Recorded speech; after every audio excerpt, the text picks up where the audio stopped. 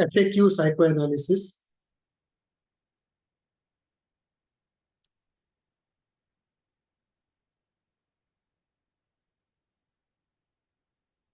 A series of books in the FAQ format I have authored. FAQ psychoanalysis, FAQ brand management, FAQ Hinduism, FAQ enlightenment.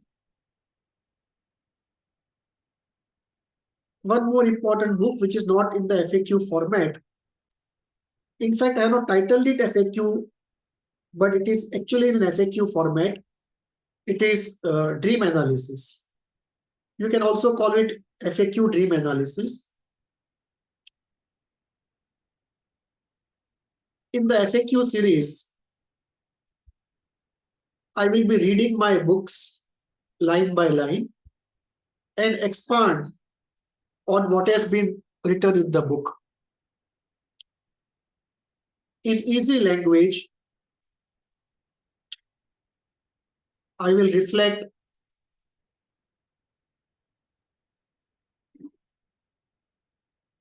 and teach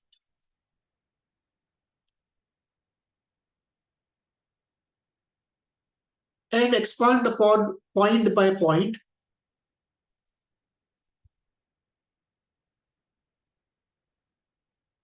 what I've written in my books is quite compact, condensed. Some may find it difficult. To make my books easy and make available knowledge in easy language to as many as possible,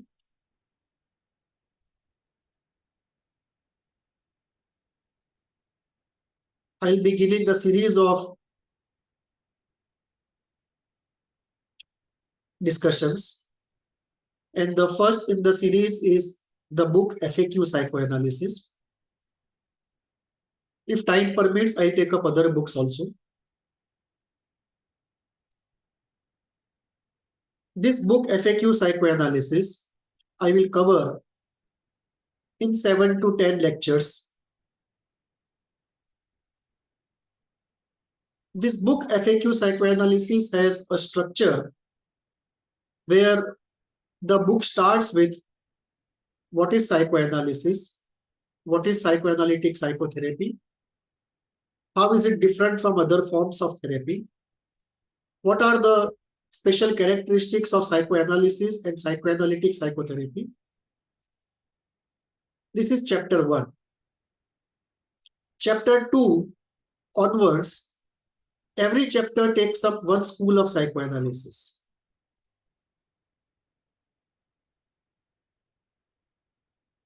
From an outside standpoint, many have this notion that there is one thing called psychoanalysis. But when you go deeper, you realize psychoanalysis is as heterogeneous as any other area of study. And inside of psychoanalysis, there are many schools. So chapter 2 onwards, each chapter deals with one school. So chapter 2 deals with Sigmund Freud, chapter 3 with Carl Jung, and so on. And after covering 7 different schools of psychoanalysis, Sigmund Freud, Carl Jung, Wilfred Bion, Donald Winnicott, Hans Kohut, Habib Devanlu. So 6 schools. And the 7th school covered is not from psychoanalysis, but from Indian psychology, which is Indian psychospirituality. And that gives a very good complementing counter for compare, contrast, enrich endeavor for psychoanalysis. Last chapter is on should I go for psychoanalytic psychotherapy? And what are the strengths, limitations, benefits, and possible difficulties of psychoanalytic psychotherapy? This is how the book flow is.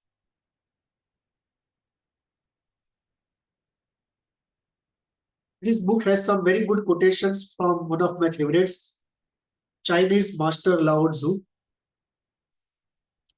The first quote I have used here is, "A wise man is free even from his own ideas." Profound statement, packs so much wisdom of the world in a few words. So let me start with the preface and go line by line. I'll read through where a comment and expansion is called for. I'll go into discussion. FAQ is an attempt to popularize knowledge, make it easy and delicious. This is very important because psychoanalysis is not an easy subject to understand. It's even more difficult to retain. It's very easy to forget psychoanalysis if you don't remain in touch with it.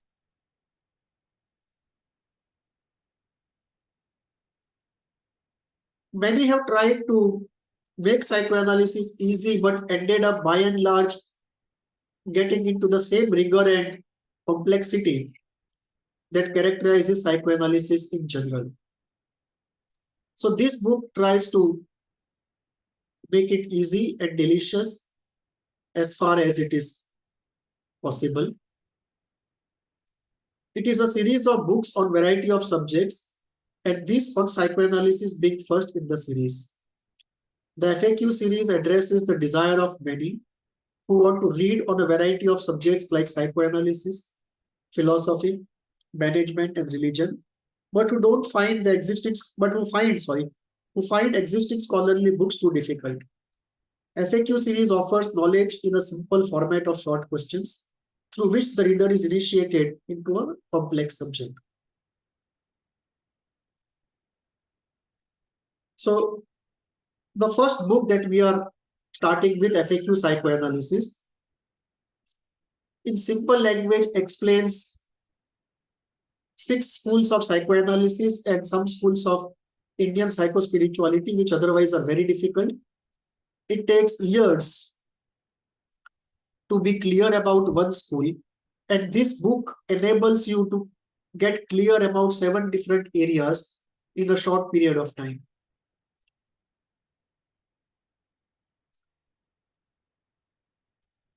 The FAQ series in no way competes with the scholarly books. Of course, it's not a substitute for scholarly books. It's neither comprehensive nor wide nor deep enough to cover the whole school. And all contemplations, points and counterpoints which are navigating in that school.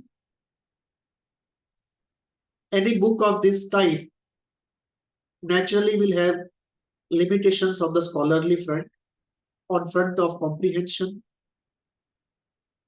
on front of being comprehensive, on being deep and wide enough. It aspires to initiate readers into subjects of their interest, expecting the reader to be so initiated, the reader so initiated continues his journey deeper into the subjects. The FAQ series begins with this work on psychoanalysis, and in future we'll go into, this is, I wrote somewhere else, I mean at some point back. Now these books already are there. Some of them are there already. They are available on Amazon.com. So out of these subjects, FAQ psychoanalysis, FAQ brand management, FAQ enlightenment, FAQ Hinduism, and dream analysis, which already almost is like FAQ dream analysis. They are all there.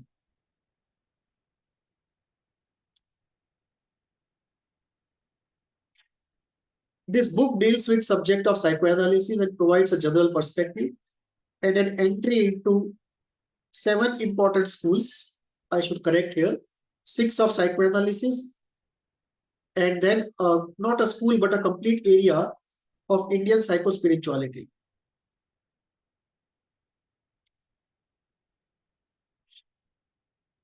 Some important psychoanalysts like Lacan, Alfred Adler, Erik Erikson, Fairbairn,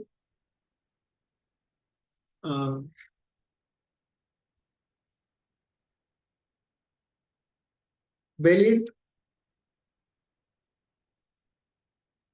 they are not covered. Some more also I am not recollecting now, but they are also not covered. Ferenczi is not covered. Kernberg is not covered. So it is not covering all the schools of psychoanalysis, all thinkers, but the major ones are covered.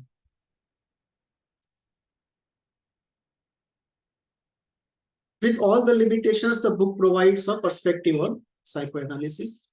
I hope it gets you interested into psychoanalysis. And if you have any doubts at the primary level, this series will solve it. So this is going to be the structure of our discussion. First, we'll go into the chapter, what is psychoanalysis? Then chapter 2 on Sigmund Freud, 3 on Carl Jung, 4th on Melanie Klein, 5th on Wilfred Bion, 6th on Winnicott, 7th on Heinz Kohut, 8th on Habib Devanlu, 9th, should I go for psychoanalytic psychotherapy? And 10th, we will take up psychoanalytic understanding of some psychological problems. And 11th chapter gives you resources for further study in psychoanalysis. It gives you a series of recommended books, recommended websites, and recommended videos to complement this discussion.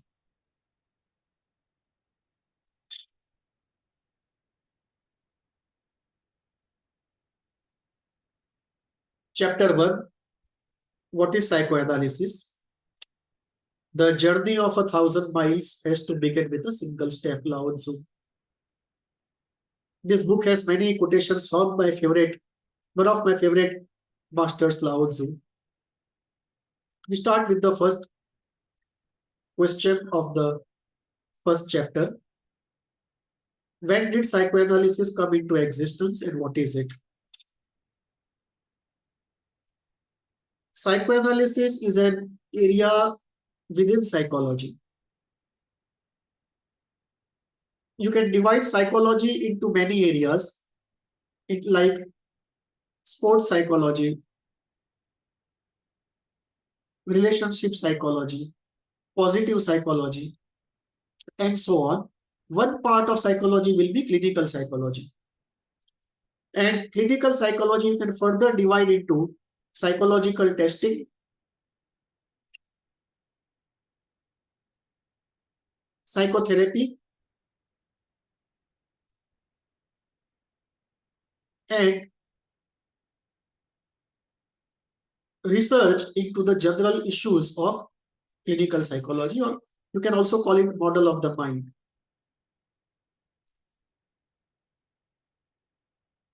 You can divide the psychotherapy part further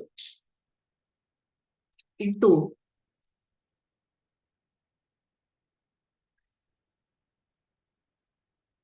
cognitive schools and depth psychology schools and other schools. In depth psychology school, you can divide further into psychoanalysis,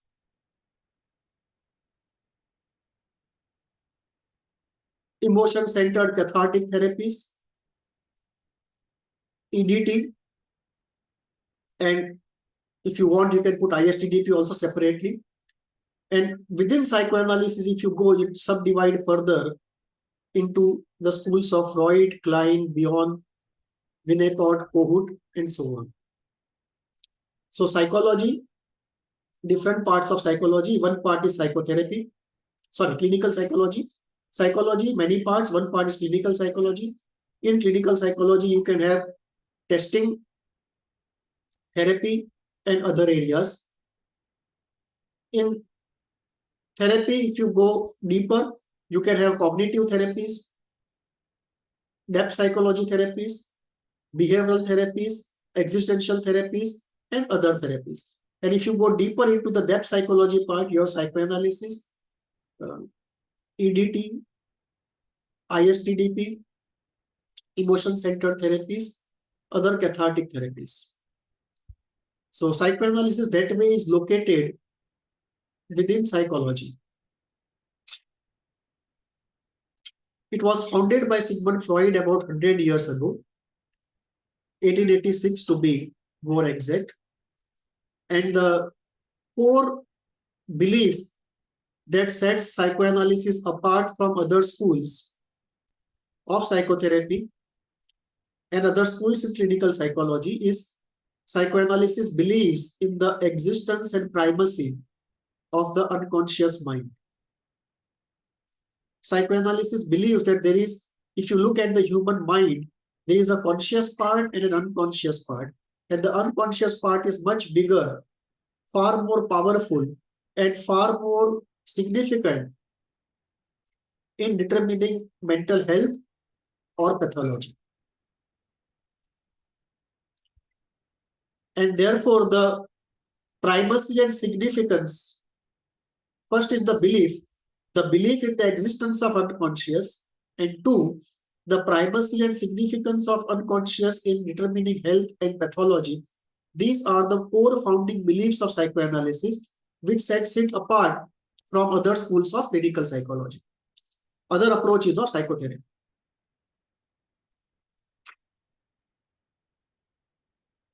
So let us look at question 2. What are the fundamental beliefs on which psychoanalysis rests? So as we said, the first is existence of the unconscious. Second, primacy of the unconscious and significance of the unconscious in determination of our mental life. These two we saw. Now let us look at other parts, other beliefs, the pillars on which this bridge of psychoanalysis exists. There are 8 fundamental beliefs on which psychoanalysis stands. First, existence of the unconscious mind. Unconscious meaning there is a part of our mind which is outside of our awareness and control, although that part of the mind does everything which our conscious mind does.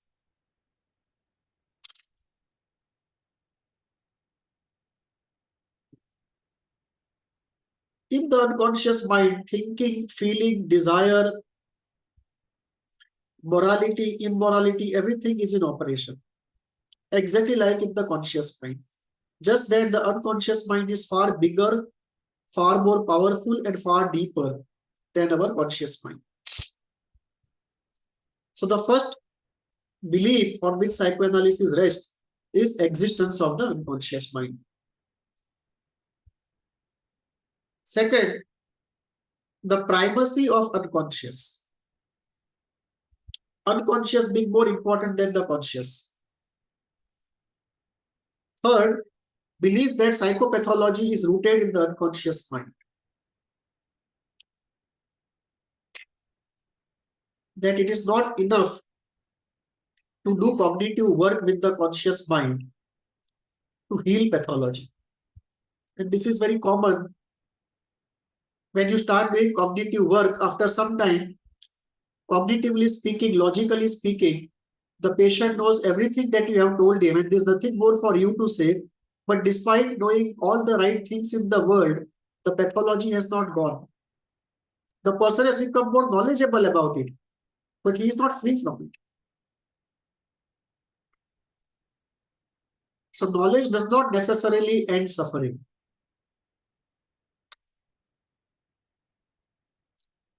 Fourth, the coexistence of fantasy and reality.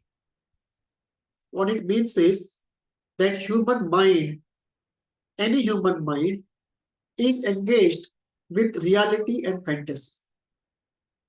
There is no human mind which lives only in reality or only in fantasy.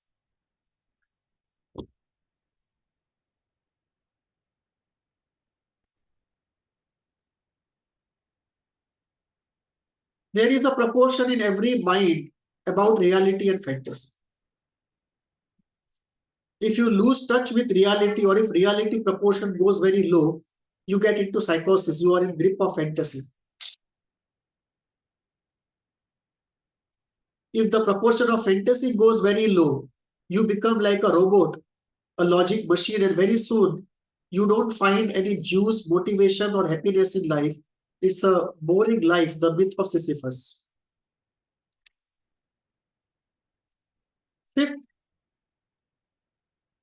belief of psychoanalysis is psychic determinism, which says that nothing happens in the mind just like that. There is always a causal determinism at work. So every pathology therefore can be explained. There is no pathology about which you can say it just has happened like that, there is no cause of it. There is always a cause, and because there is a cause, if it is found, it can be addressed. Sixth belief, health and pathology are on a continuum, which is to say that all human beings exist on a continuum of health to sickness. And the person who is sick is not radically different from a person who is not sick. The difference is incremental. Meaning, if some person has become psychotic and violent, anger in him is out of control. That does not mean those who are healthy, they don't have anger. It is just that anger is within proportions and manifests itself appropriately. It's like blood pressure. Healthy person does not have zero blood pressure. The blood pressure is 80/120. And when it becomes too high or too low, we call it a sickness. Similarly, every person has anger, fear, pain, guilt, shame, envy, narcissism. Every person has all these difficulties in him. Just that the proportion is within control. It is in the healthy normal zone. If it becomes too less or too high, it creates problems. And usually we deal with these values getting too high. Anger, fear, pain, guilt, shame, envy, narcissism, other negative effects, negative tendencies getting too high disproportionately.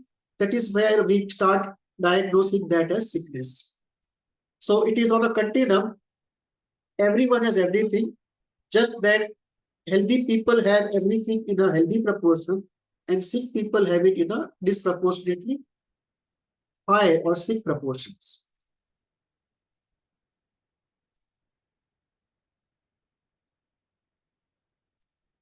Seventh belief is primacy of childhood. Psychoanalysis believes that much of our suffering is rooted in the age before 7 and most of the times before 5 and most of the times before 3. 3.5 most of the times.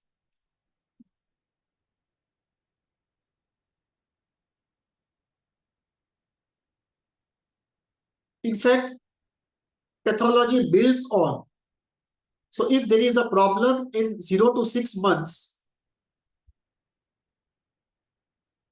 it is very difficult then to go into the processes which are going to follow after 6 months and complete them successfully. So similarly, in the first 2 years, if something has gone wrong, then the natural phenomena which has to happen at 3.5 years, that gets affected by it. And after that, what has to happen at 4 to 5 also gets affected by it. So there is a series of natural events which have to happen in the mind in early childhood before 5 years of age, 0 to 5 years. And any difficulty happening adds to the difficulty of the succeeding event. So if the split is not closed, it's very difficult to complete the Oedipal phase successfully. We'll get into it as we get there.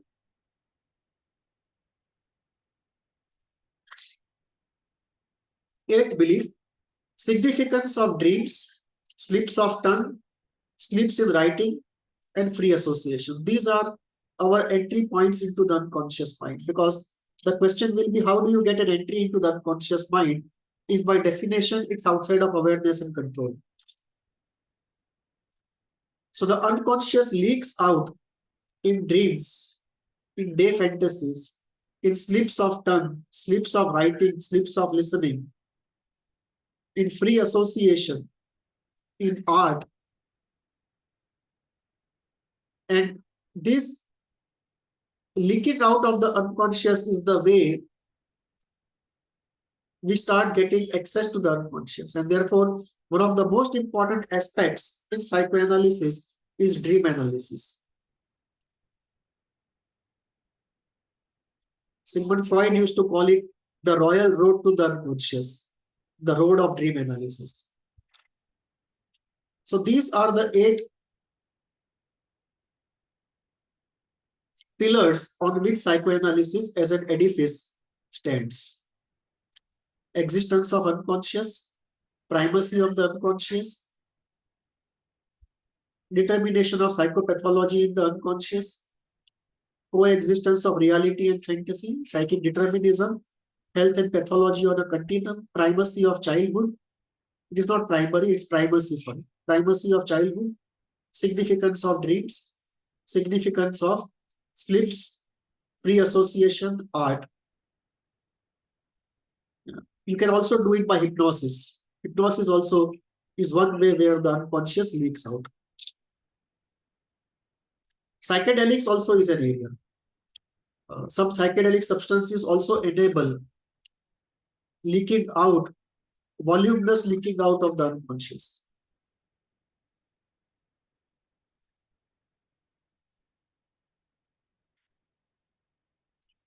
What is question 3? What is psychoanalytic psychotherapy? Psychoanalysis is a body of knowledge on how the mind operates, what is the model of the mind, how pathology develops, and how healing can happen. So you have the model of the mind, you have the pathogenesis, and you have the healing technique. And actually, pathogenesis is a function of the model of the mind, and the healing technique is a function of pathogenesis. So psychoanalysis is a body of knowledge which has all the 3. And when this body of knowledge is used to create an approach of psychotherapy, it is called psychoanalytic psychotherapy. So psychoanalytic psychotherapy is a form of psychotherapy which is based upon the body of knowledge of psychoanalysis. Are there other forms of therapy? Of course there are. You can have cognitive therapy, cognitive behavioral therapy, rational emotive therapy, rational emotive behavioral therapy, logotherapy, ISTDP. There are more than 55 well-known forms of therapy, and if you reduce them further, you will have 10 major approaches at least. And one of my lectures, I have detailed out how we can group these 55 approaches into 4 to 5 generic approaches.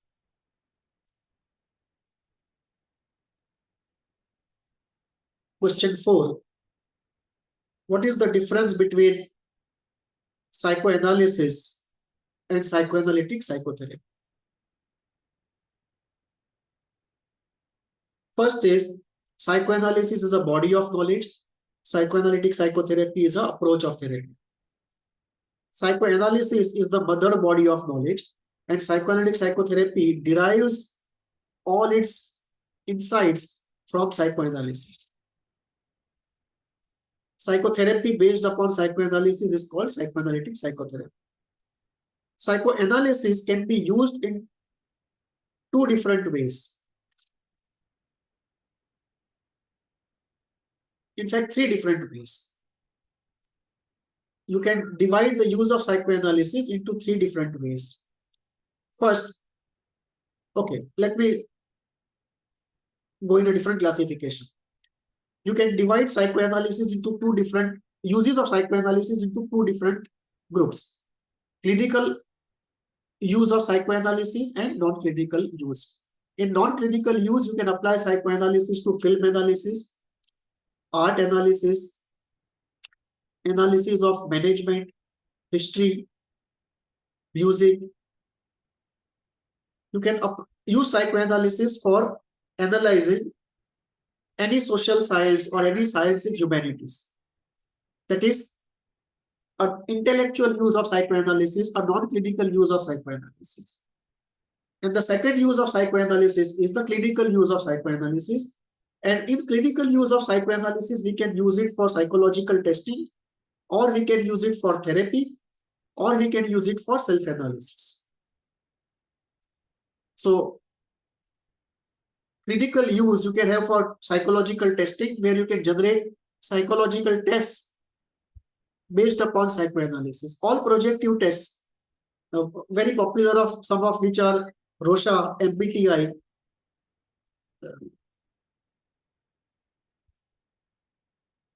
and then those plate tests, I forget the name. All those are based upon the knowledge of psychoanalysis. So if you look at clinical use of psychoanalysis, you can use it for psychological testing,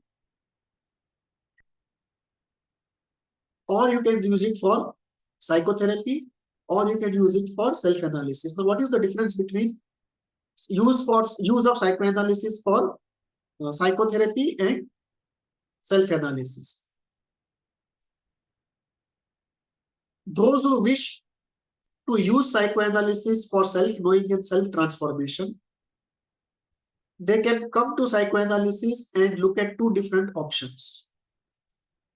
If you come to psychoanalysis and you want to solve a pathology that you have, a psychological problem that you have, then you go for what is called psychoanalytic psychotherapy, where the focus is on solving the psychological problem. That is one use of psychoanalysis in the form of therapy. Second use of psychoanalysis is to just go into self-exploration. Either you don't have any problem, but you wish to know yourself better, and you believe in the Socratic maxim that a life not understood is not lived enough. So if you want to know yourself, you don't have a problem, but you wish to know yourself deeper, then you can go for psychoanalysis. Or even if you have a problem, but you don't want to focus only on the problem, you want a wider engagement to happen in the therapy room, then you can go for psychoanalysis, where healing your problem is only one part of the engagement. The real part is to examine the life from a different perspective, and if possible, multiple perspectives.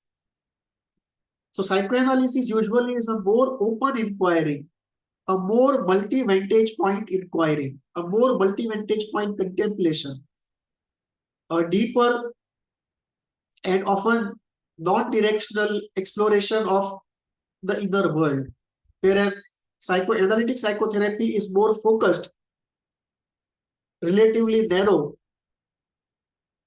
and relatively less multicolored than psychoanalysis. So very few people today go for pure psychoanalysis. Most people who come to us come for psychoanalytic psychotherapy, not for psychoanalysis. Unless you really wish to go deeper into the inner world in a Socratic way, and you are deeply interested in your inner world, and very few people are, because it's very costly also. So unless you have the interest, the ability to financially support the endeavor and the energy and time, only then you would go for pure psychoanalysis. Most people go for psychoanalytic psychotherapy.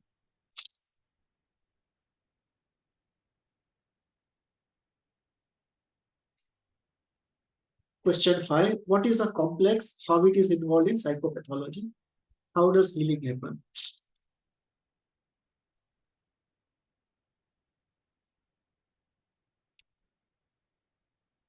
You gave the definition that a complex is an idea toned with affect.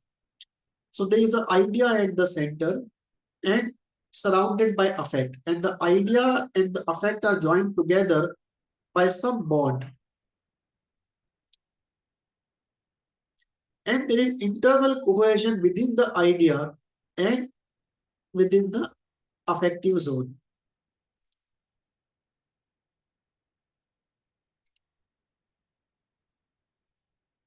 And this complex usually is found in the unconscious mind.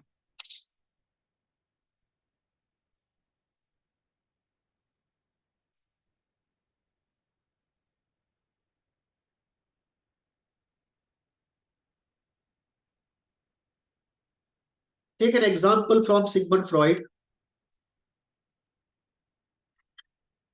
A lady had come to Freud with aversion to drink water. Deeper exploration found that she once had been to somebody's place, and that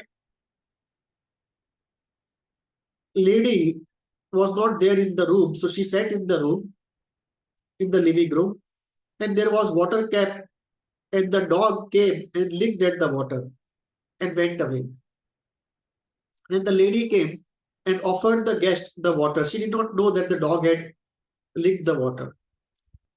This guest could not say no, sipped a few drips of water, a few drops of water, but felt extremely disgusted. And that led to an aversion of water.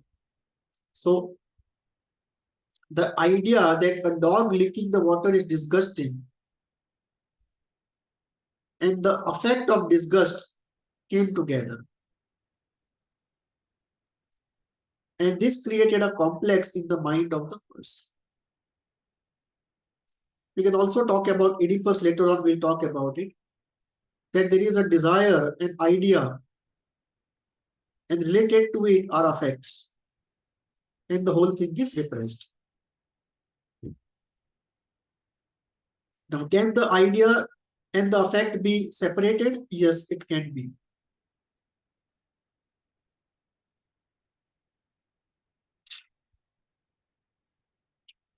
You can have both the idea and the affect in the unconscious. And if successfully the idea becomes conscious and the affect is catharted out through catharsis, you get healed. Or in the process of therapy, if it is possible, the idea may become conscious, but the affect will detach from the idea and remain in the unconscious mind. It's a very common situation. Intellectual insight happens, transformative insight does not happen.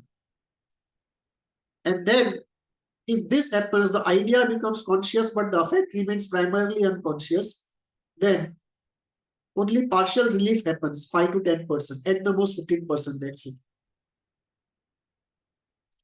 And this free roaming affect then can find a new idea. And this is what happens in case of changing obsessions. That there is an idea and an affect in the unconscious mind which is leading to obsessions in the conscious mind. If you get the idea into the conscious mind but the affect remains unconscious, the affect then finds another idea. And the obsession changes from washing hands to checking the locks.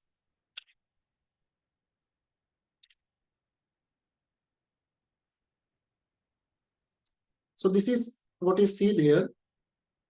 Idea becomes conscious, affect becomes free in the unconscious. Affect is not conscious, catharsis does not happen. So then affect finds another idea and a new complex is formed. Complexes can develop also. There can be additions to what exists as a core nuclear complex.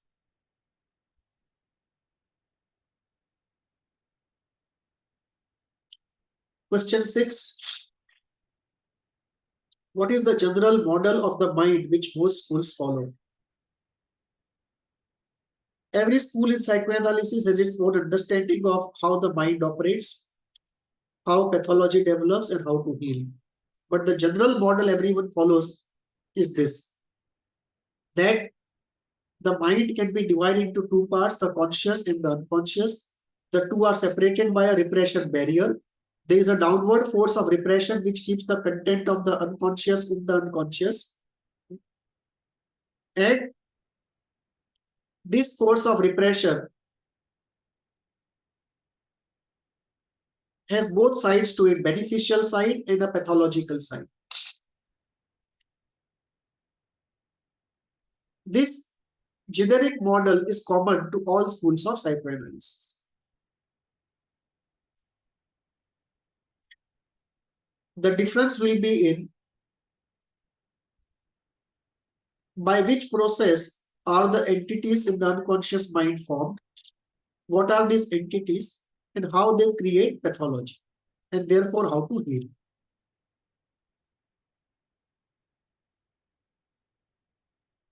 Question 7. What is the difference between psychoanalytic psychotherapy and psychodynamic psychotherapy? Psychoanalytic psychotherapy and psychodynamic psychotherapy are both based upon psychoanalysis. The only difference is psychoanalytic psychotherapy is more Puritan in using psychoanalysis, whereas psychodynamic psychotherapy is slightly more eclectic in making use of insights from other schools. And the core difference is in psychoanalytic psychotherapy, you are essentially working in transference, whereas in psychodynamic psychotherapy, you don't predominantly work in transference. So the working in psychodynamic is more eclectic. In psychoanalytic, it is significantly based upon working in transference. And usually in practice, those who practice psychoanalytic generally belong to one school in a substantial way. Whereas those who are into psychodynamic usually are eclectic and they borrow from multiple schools of psychoanalysis.